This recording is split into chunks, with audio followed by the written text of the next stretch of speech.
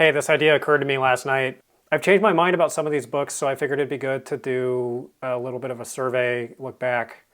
In no particular order, just I collected all the books from all three lists, put them in here, and we're going to rank them. Frankenstein by Mary Shelley was in the original top 15 video, and then it fell off the lists. And this is going to be your first opportunity of many to complain and to tell me how big of a hypocrite I am, because it didn't make the list, and yet I'm going to place it above a bunch of other books that supplanted it. Frankenstein is considered by a lot of people to be the original science fiction book, the first true science fiction book. Its literary bona fides are untouchable. It's a great book. I read the original text, the edited one, not the 1818. It is what people say it is. It's a timeless book. It's beautifully written. It's a Gothic novel, which is a literary term that means Wuthering Heights. It's also great because I think that it's a note of historical interest that science fiction began with this book, which is incredibly pessimistic about science and technology and human ambition. I think this has aged in my memory better than a lot of books that I was more excited about in the short term.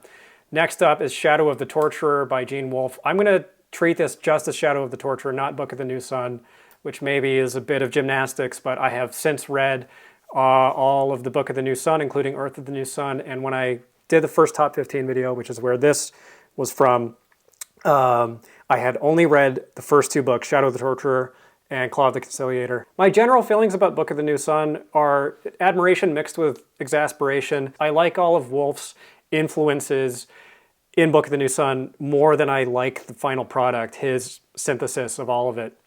Just read an R.A. Lafferty book called The Reefs of Earth that does something very, very Wolfian that was published 15, 20 years before Book of the New Sun that I think is better. I like Jack Vance better, or at least my memory of the Dying Earth books, which I also haven't read in a long time. I like Franz Kafka more than I like Book of the New Sun, or I said I was going to talk about Shadow of the Torturer. It's an interesting read. Genre-bending puzzle box, Dying Earth, far future, religious allegory. I will say, though, the people who claim that Book of the New Sun is the acid test for whether or not you're a true literary genre reader, I don't have a lot of patience for that thought. It's not perfect, and you're not stupid or an unworthy reader if you read Book of the New Sun and don't go to sleep every night afterwards with a Terminus Est waifu pillow or whatever. Palace of Eternity by Bob Shaw. A space opera that has a twisty-turny plot, tons of big shocking surprises. It covers a lot of ground. It's very short. It's around 200 pages long, I think, and I think it does more in 200 pages than a lot of bigger, more Baroque space operas do in 500 to 1500. Roadside Picnic is still S tier. This was on the most recent top 15 as my number one. Is it still my number one? Very likely it is still number one. It's by Boris and Arkady Strugatsky. It's the source material for the Stalker movie. This is a divisive one. A lot of people have come back and said, what were you talking about? I hated it. That's true of a lot of the books on this list that I'm going to really like. I will stick to my guns. I think it's great. I've only read it the one time. I think if I were to go back and reread it, I would be really shocked if it moved that far down the rank. Mote in God's Eye by Niven and Pournelle is one of those big Baroque space operas. I'll give it a B. I don't think that there's a ton, to my memory, a ton going on for this other than it's really well done space opera. It's a mix of military SF and first contact and space opera. The aliens are very well conceived, very, I guess, believable is a word that you could apply to it, and the way that the mystery of their biology unfolds is very well done. This is kind of like Palace of Eternity, the kind of book that people think about when they think about sci-fi. So if you want something a little bit more conventional and a cut above, then probably Mote in God's Eye. The Iron Heel by Jack London. Man, it has been a minute. I haven't read this in so long. This is a piece of socialist science fiction written by Jack London, who's the guy who wrote Call of the Wild and White Fang. He is not really remembered, or when he is remembered, not fondly, as a socialist. He actually considered himself a political advocate before he considered himself a fiction writer. And this came out in 1909, I think it was, 07 or 09. It predates all the big dystopian books, it's not the smoothest read. It is rather didactic. It reads like socialist agitprop or pamphlets. At one point I described it as Upton Sinclair's The Jungle meets Star Wars. I think that that was a good line, so I will use it again. Probably this belongs in B tier, actually, because the writing is choppy. This is really high on my list to reread, and I recommend that you read it. It's public domain, so you can read it for free, unless you are based.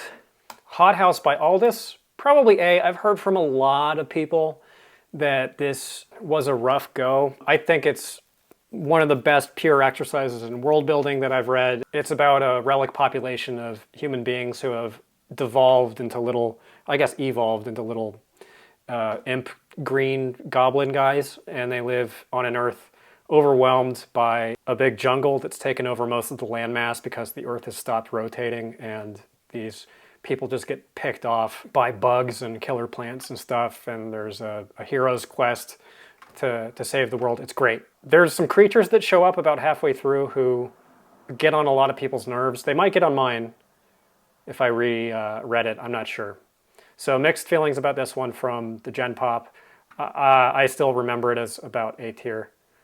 War of the Worlds by H.G. Wells. I'm going to put an S, actually. I really, really like Wells, everything that I've read from him, including Tano Bungay, a non-genre book that I read from him. I have not completed the full canon run of his science fiction works, but this is always tied in my mind with Time Machine for favorite Wells. He is another person not remembered as a socialist, but he was less radical than London, but that messaging is in there. My read of War of the Worlds is this is a portrayal of England receiving the treatment that its colonial subjects did. The Forever War by Haldeman. This was on the first list, top 15 list. Where do you go? Where do you go? You're already yelling. I can already hear you yelling. I actually just reread this. I'll give it a B. I have pretty mixed feelings about it. This is one of the books that got me into reading science fiction in the first place. Read it when I was a kid, and then reread it. I still like it more than Starship Troopers. In some senses, it doesn't age all that well, and in one sense, it's not that gratifying a reading experience because there's very little character development in it, and there are very few characters that are all that well drawn. I'll be doing a more in-depth review on that soon. Ice by Anna Kavan, S tier. It's a book that you have to read to really grapple with. Very difficult book to describe in a nutshell.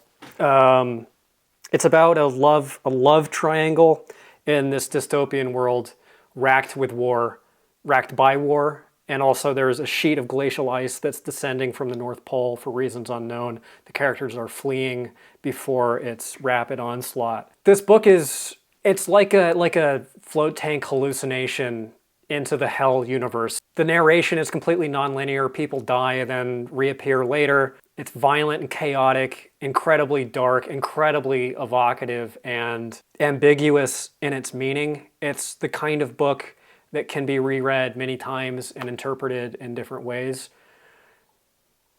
However, it's only 150 pages long. In terms of raw literary merit, there's not much in genre lit that can touch this. Dune, yeah, we'll do a B. Herbert spent about a decade researching and writing it, and it shows in the book. I think that this is the only piece of work from Herbert that I really like. I read Dune Messiah last year at some point, didn't care for it, but Dune, I think, it holds its interest, it holds its intrigue. It's a bit indulgent, it's a bit slow, and it's campier than I think people remember it being. I don't particularly like the Harkonnens as villains. I still like it. I do think that you can read it without reading Dune Messiah. Deepness in the Sky. Let's actually just rip this Band-Aid off. Fire Upon the Deep. This is gonna, I don't know, disappoint a lot of people. I reread this couple weeks back, and I had a really rough time with it. Maybe painful to hear for people who have followed along with the channel for a while. This has been at number 1 before. It was number 1 on the first top 15 list, and it didn't age as well as I had hoped, and I figured that this would be the case when I reread it, and that's one of the reasons why it took me so long to go back to it, because sentimentally it holds such an important place in my life, because this is the book that launched me into reading science fiction in a more committed way after, just sort of like sampling here and there. And this is the book really that's responsible for the formation of Book Pilled. It's just a very different book than I remember it being, and not as good of a book as I recall. The way that I pitched it was a book that crammed a seemingly impossible amount of ideas into one single volume and somehow managed to juggle all of them and make them interesting and coherent, and that there was something on every page that could have been worked up into its own book. Rereading it, I think that assessment was just not correct, or it was correct for me at the time and it no longer is. I think that the quality of the writing is much poorer than I perceived. Having read this about a decade ago for the first time and not gone back to it, and also not having read that much else in science fiction at the time, the quality of the writing just is not as good. Even as other Vinge books, the quality of the writing here, the quality overall, I think is lower than the real-time books, which is a surprise to me to be saying. The real-time books came before the Zones of Thought books. This is suffering also from the fact that rereading it, I'm no longer experiencing the novelty of being exposed to the premises in the book, the hard science ideas in it, and the biology of the aliens had no novelty to me on this go-around, and I think the reading experience suffered for that. So I would say probably read it if you're into space opera, big space opera, hard SF. But if it's been a while since you read it, maybe keep your memories intact and don't reread it, don't go back to it, because I found it really jarring. It read a lot like YA to me in parts, and I just didn't get the thrill. I didn't get the same high as I got off of it the first time, which was, quite literally life-altering. And I still think that the ideas in it are really cool. The Zones of Thought idea, I think, still is probably the most compelling bedrock premise for a space opera that I've read. The aliens are still great. Just the plotting, the characterization, and the writing itself I found lacking. Deepness in the Sky, I gotta put it, I'll give it B, because what I remember of it, there's something about my memory of it that makes me think that I might like it more than this upon reread. That's going to be a project for a rainier day farther in the future, because this felt like getting punched in the ass, and I don't want to experience more of that disappointment. This is the prequel to this. It's a tighter, smaller scale plot that opens up into something really huge at the end. It's about two warring human factions of spacefarers observing a civilization of sapient spider creatures on an alien world, watching them technologically develop. I've also heard from a lot of people who didn't like this one that this one was better. So I don't know, I'm being an optimist and putting that at B. Beyond Apollo by Malzberg, I'm going to keep it at S tier. I really like Malzberg. I've only read 3 books from him. This is the big hit, and it was also really controversial at the time because it was a really ailing look at the space program and a portrayal of NASA as this sort of PR facade to try to ameliorate public opinion in the United States in the midst of the Vietnam War. I claimed Malzberg as my favorite science fiction author at one point last year. I just haven't read that much material from him because his books are hard to come by, but there's something in there that I think is pretty special and fairly neurotic. So if you read like Dying Inside and you respond well to that sort of emotional tenor or intensity and sexual explicitness that you might like Malzberg, I will say it's definitely an acquired taste. Solaris by Lem is immortal. I can't imagine rereading this and not loving it in the same way as, well, all of these. But I consider it in the same breath as Roadside Picnic. This was on the last 2, and I think that this was number 2 on that the most popular video, the top 15 with the astronaut guy. I don't know. You remember. You've memorized all of my thumbnails. Incredible. So much better than both movies. Simply must be read to be appreciated. The best first contact novel that I can think of off the top. This is a masterpiece. The Dispossessed by Le Guin, I have not read in so long that my opinion is I may as well have read the Wikipedia article last year in terms of my recall of it. What I do recall is very positive. I'm going to be, again, an optimist and say A tier because what I do recall is so good. This is my favorite Le Guin book, I think. It's a very morally ambiguous portrayal of an anarchist society and struggle with a free market planet that is its neighbor. It's explicitly ideological without being pedantic in the way that something like this is. Need to reread it. Stars My Destination by Bester. We'll give it a B. It's an influential book. It is credited with being one of the books that laid the groundwork for cyberpunk. There are dozens of books that meet that description, so it's not like it invented cyberpunk. But written in the 1950s, I think 1956 if memory serves, and reads like it was written 10 years ago. At one point I pitched this as a book that you could hand to someone who had never read science fiction and give them a little bit of a sampling of a lot of what the genre has to offer. I still think that that's true, and I read Demolished Man recently, and I still prefer this one over that one. The Time Machine by Wells has to go S tier because, like I said, it's tied with War of the Worlds. I think, forced to choose, I actually probably would pick Time Machine at this point. I don't know, it's a flip of the coin. I think it's great. Genre literature that was written in this period tends to have really good staying power, and it tends to still be readable and still be beautiful and meaningful, etc. So a lot of this material will probably live forever. Star of the Unborn by Franz Werfel.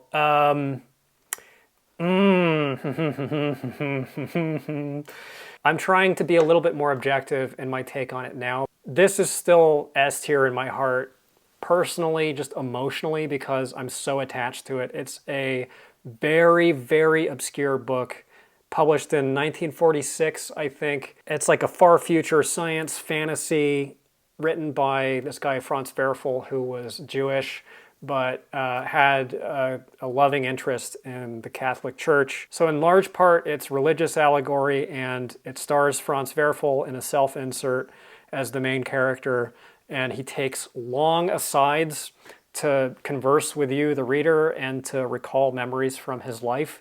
And I find it really poignant. I find it really beautiful. It is admittedly a mixed reading experience. So if you didn't have the glitter around the edges that I do with this, of having found it at a thrift store, randomly selected it on a random pick app, and been swept up in this romance of finding this totally neglected, forgotten, classic piece of science fiction that I still think should be in the discussion around what is canonical and what isn't, or this should be more talked about. I'm glad that it is now. But there's a note of poignancy in it because it was Werfel's final book and he never finished it. It was a first draft and he died shortly after completing the first draft. Trying to look at it from the perspective of someone who doesn't have that experience of, you know, dusting off the Ark and opening it up and here's this magic book. It's mixed. Even for me, reading it the first time, there were sections of it that were pretty boring. It felt a bit like a chore to slog through sometimes. The ending is incredible. There are passages of it that are as profound and as beautiful as anything else that I've read in any book, and I think it is a special book. Even controlling for my backstory with it, I think that it is a beautiful book. I would not spend $100 on it, I don't think. And it's a pretty rare one, so it's tough to find for less than that these days. Because of me, I'm not sorry. Case of Conscience by Blish is the first of the After Such Knowledge. He calls it a trilogy. It's 4 books. It's Case of Conscience, Dr. Mirabilis, which is not actually genre fiction, that's historical fiction about Francis Bacon, and then Black Easter and Day After Judgment. These are the best Blish books that I've come across outside of the Case of the After Such Knowledge books. He is a mixed bag. He's pretty hit or miss.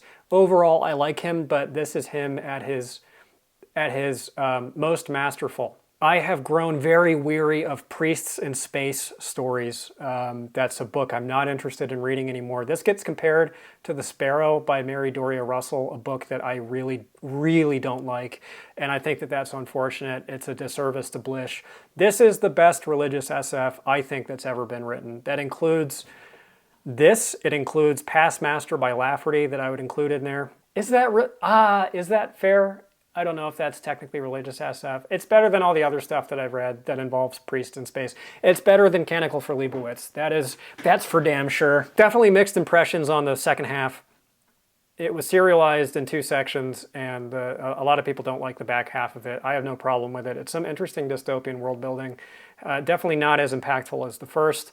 The first half is a bit dry. There's a portion of it that I remember pretty vividly of one of these Jesuit priests trying to solve a logic problem derived from the plot of Finnegan's Wake. I'm glad I gave it a moment in the sun on the top 15. I don't think that it'll make the next one, but I also don't think that it's going to be unseated anytime soon in its place of prominence as my favorite religious science fiction book. And if you don't like the back half, I would recommend slogging through it until you get to the ending, because the ending is the most important part of the book. Childhood's End by Arthur C. Clarke was only on the first top 15, and I think out of all of these books, this is the one where the most time has elapsed since I read it. I read it way, way, way long ago. I'm going to put it at C because, I don't know, that's what my gut tells me to do.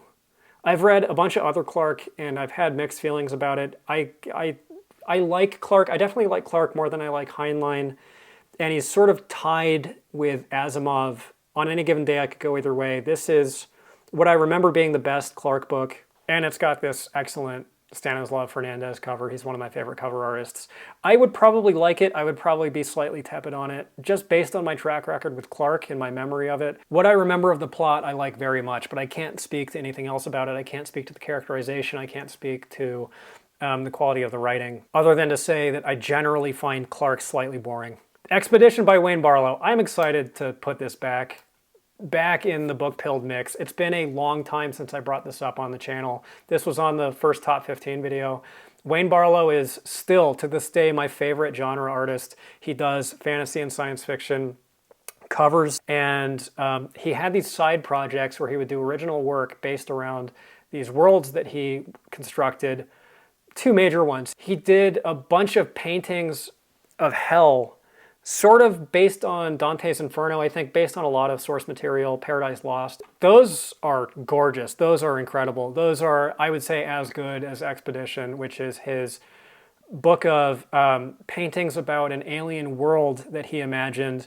And the paintings are interspersed with narrative text about an explorer who goes on a mission to this world, floats around on this big cone-shaped observation pod thing, and does these paintings of the alien creatures that he encounters. It's just so beautiful. This was my homesick from school book when I was a kid, and I love it pretty much just as much now as I did then. I've gone back and read sections of it online. I have the physical book in storage somewhere, but just, you know, sublime. I really, really wish that he would do more stuff like this. I'm sure it's very time consuming, but I think the world needs more of these Barlow projects. I think it's still in print. If you can get it on Amazon for around 50 bucks, I think it's worth 50 bucks. I can't quite persuade myself to put it on a top 15 list because it really, at the end of the day, is an art book more than it is a piece of fiction, but I just adore it.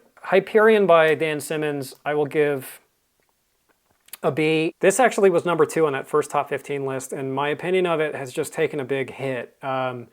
It's pretty mixed. The Priest's Tale and the Scholar's Tale, I think, are excellent. Priest's Tale is sort of like Fire Upon the Deep. One of the things that got me really excited about reading science fiction, and I listened to it on audiobook, which is pretty rare for me. I think I was sick, so I was laid up in bed and I was listening to this, and I listened to it must have been like 2 or 3 hours in one go. I just found it totally captivating, this little science fiction horror novella. I also have never been able to forget the way the narrator pronounced the name Martin Silenus.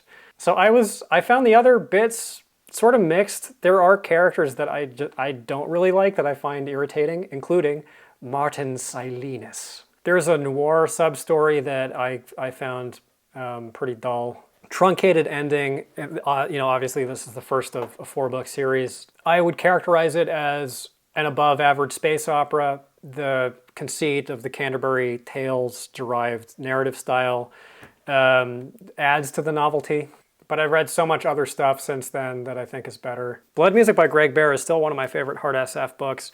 It's shelved as horror. I don't think that it really is horror. It's more about like quantum physics and biology, and it gets into some goopiness, some body horror stuff that is definitely a pretty prominent part of it, but I don't think that it's horror. I think it's fascinating. This is my favorite Greg Bear. I think if you're the kind of science fiction reader who's into it for the big ideas, these are some of the biggest and some of the best executed. Farewell, Earth's Bliss by D.G. Compton is S tier. This may end up on the next top 15. I can guarantee there will be a D.G. Compton book on the next top 15. He has emerged as a potential favorite ever. He's a contender. It's an incredibly bleak book about a penal colony on Mars that picks apart race relations and social class. I will debut now my new take on D.G. Compton. He's the best writer of character in all of genre fiction. I've never read anybody who can do so much with so little in terms of making their characters believable. With just a couple little light touches and observations or a few little insinuations, incredible. You just kind of have to read it, and his writing is absolutely gorgeous. The Dying Earth by Jack Vance, I'm gonna give an A because it's been so long. This is one that I need to reread. I'm worried about it suffering this fate.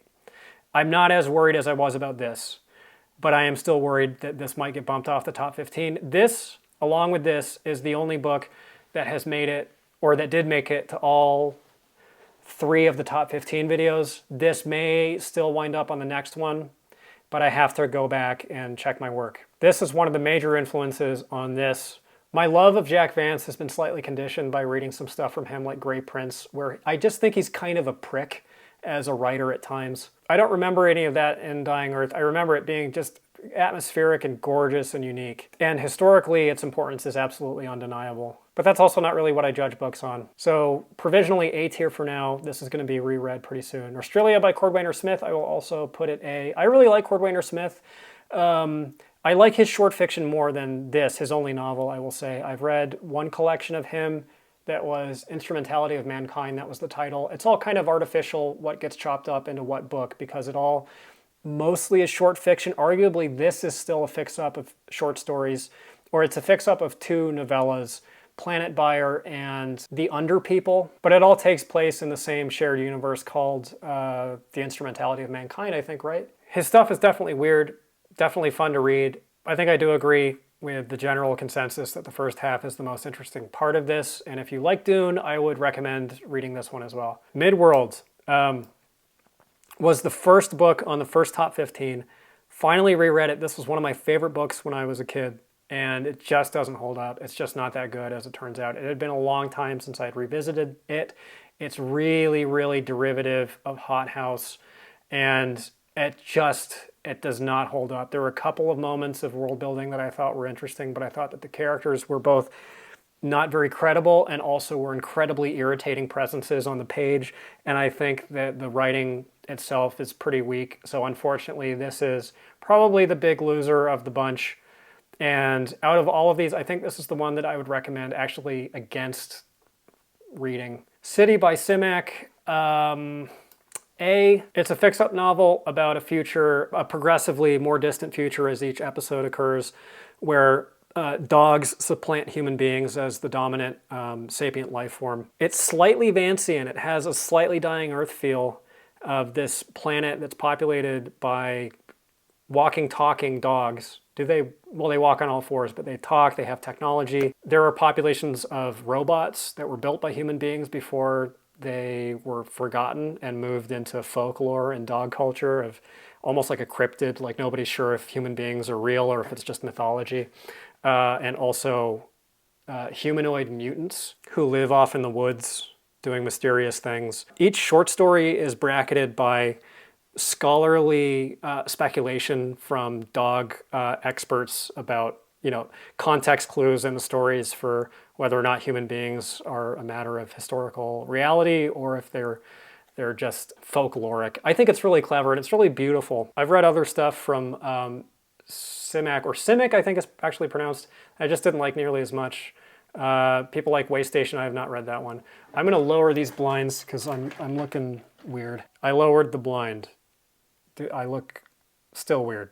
The World Inside by Silverberg. I'm going to guess probably as a B. Been a long time since I read this one. This is another one that's held over from the first top 15 video. I really need to reread this. It is still one of the more interesting dystopias, premised on this anti-Malthusian idea of there is a future where like food resources, material conditions are not a delimiting factor on population, and there's a fertility cult that rules societies inside these huge megalithic structures called urban monads or urbmons, where people are encouraged to reproduce as much as possible, and this has really profound consequences for the social contract and for sexual relations. My memory of it is still very glowing, and it's tied in memory with another Silverberg coming up down here, Downward to the Earth, for favorite. I've read this one before I read that one, so let's actually just skip to this one. I'm going to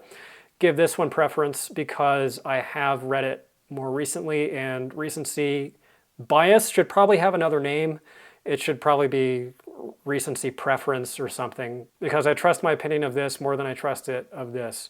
This probably still very good. This is a science fiction story that's very informed by Heart of Darkness by Conrad, or is actually just a retelling of Heart of Darkness by Conrad. It's a book about the legacy of colonialism, and it tells a story about the life cycle of the aliens that live on this world that was formerly occupied by an overseeing human governing body to which the protagonist belonged as like global overseer or administrator. And the book is about this guy seeking absolution for the things that he did while he was in charge. Excellent.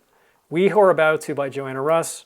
S tier, one of the most hardcore, brutal books that I've read. I've now read 3 Joanna Russ books. All of them are just about equivalently excellent. Most remembered for being the radical feminist science fiction writer of note. Had a soft feud with Le Guin, and I prefer Russ. I think Russ is a better writer than Le Guin. She is, along with some other people on this list, basically untouchable in terms of her sheer talent and technical ability in writing. Even among those people, she is breathing rarefied air. I think that she's one of the best of the best of the best. Neuromancer will go to A. It's the first of the Sprawl books, one of the most famous science fiction books ever, and I will stick to my guns on what I said about it before, which is of the required reading canonical science fiction books that people know about and typically advocate for, this I think is probably the best. Maybe Dispossessed. There's something stylistic about Neuromancer that is above and beyond just coolness or distinctness in cyberpunk. Obviously, it was very definitional of what cyberpunk became, but there's something that is more than just cool factor. It's more than just this flashbang, pyrotechnic showiness. It really works. There are parts of it that I think are just like pure distilled. Again, what you think of when you think of sci-fi, there's something about the writing itself that's really special. Blind Sight by Peter Watts. I'll just keep it in S tier. Stylistically and in terms of the prose itself, I would have to reread it. I don't know that it holds up to this standard, but this is still my favorite ever hard SF book. And what I said about it before, I will say again, which is the reveal of its philosophical position about the nature of consciousness is the most profound thing that I've read in a hard SF book. It's the one thing that has stuck with me the longest. This is not the only book that has changed my life or how I view the world, but it is one that has left a deeper footprint in my brain than just about anything. I also just think it's cool. Like, I like the vampire stuff. The vampire stuff is controversial. I like it. Peter Watts' writing style doesn't always work for me, but here it definitely does. And Watts is hilarious. If you haven't watched any interviews with him, I recommend that you do. I don't have specific plans for the next top 15, but I have some inklings and some notions. If you want more in-depth reviews about books, I have a Patreon. It's $5. At this point, there are hours and hours and hours of content up there. In fact, I think there's actually more total runtime on the Patreon than there is on this YouTube channel now. And I go long form on one book at a time, and I also talk about other stuff that I watch and listen to, movies, TV, and at this point, music. I'm doing a project where I'm listening through like a top 250 list of electronic music albums and giving little reviews at the end of the single book reviews. I'm really proud of it. People seem to really like it. I think that it's some of my best work, and it's just $5 a month. You have access to absolutely everything, and you get advanced looks at the stuff that I read before it shows up here. And I think I have like 12 to 15 books that are on there that I still have to get to cover here. In fact, I was going to tier rank those before I had this idea, and for whatever reason I decided to go with this one, in large part because I've been sort of absent from the channel for a while and I felt bad, so I felt like I should do something kind of special. I've been dealing with some chronic pain issues, that's why I've been AFK for a while. I'm doing okay. Anyway, consider the Patreon. If not, I will see you back here at some point. Thanks for watching.